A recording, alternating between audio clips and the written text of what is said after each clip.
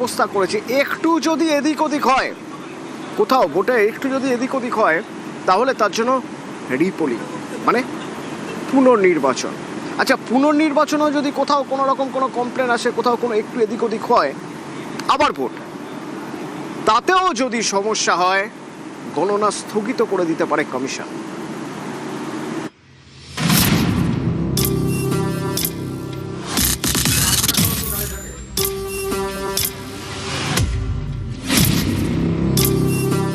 পশ্চিমবঙ্গে এবার ভোট হবে অবাধ, শান্তিপূর্ণ এবং ভয়হীন।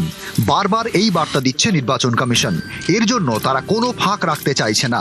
কমিশন ঠিক করেছে এবার ভোটদানে কোনো রকম বাধা দেওয়া হলেই ফের ভোট করানো হবে। এর জন্য জেলায় জেলায় নির্দেশ দেওয়া হয়েছে। কমিশন ঠিক করে ফেলেছে কোন কোন ক্ষেত্রে পুনর্নির্বাচন করানো হবে।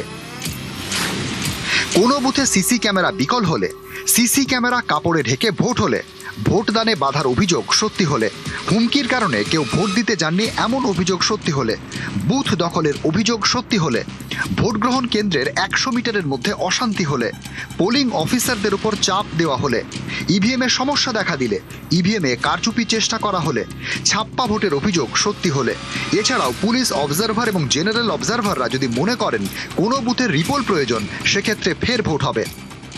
2 লক্ষ ক্যামেরা পোলিং স্টেশনে ইনস্টলড হবে, 660টা টিভি স্ক্রিন বিভিন্ন জায়গায় বিভিন্ন কন্ট্রোল রুমে এস্টাবলিশড হবে পুরো রাজ্যে, 2352 জন মাইক্রো অবজারভার সারা রাজ্যে ডিপ্লয়েড হবে শুধু মনিটর করার জন্য কন্ট্রোল রুম। ইলেকশন কমিশন যেটা সিদ্ধান্ত নিয়েছেন যে আমরা এই অবজারভেশনটা সেন্ট্রালি 3টে লেয়ারে হবে, রিটার্নিং অফিসারের এন্ডে, ডিস্ট্রিক্ট ইলেকশন অফিসারের এন্ডে এবং সিইওর এন্ডে। বাংলায় প্রথম দফার ভোট 23 এপ্রিল, দ্বিতীয় দফা 29 এপ্রিল, গণনা 4 মে। প্রথম ও দ্বিতীয় দফার মাঝে 5 দিনের ব্যবধান, দ্বিতীয় দফা ও গণনার মাঝে 4 দিনের ব্যবধান।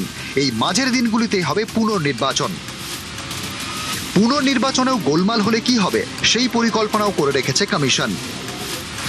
পুনর্নির্বাচন সুষ্ঠুভাবে না হলে ফের ভোট করানো হবে। সেই ভোটেও সমস্যা হলে ওই সংশ্লিষ্ট বুথের গণনা স্থগিত করে দেবে কমিশন। সেখানে ফের নতুনভাবে ভোট করানো হবে।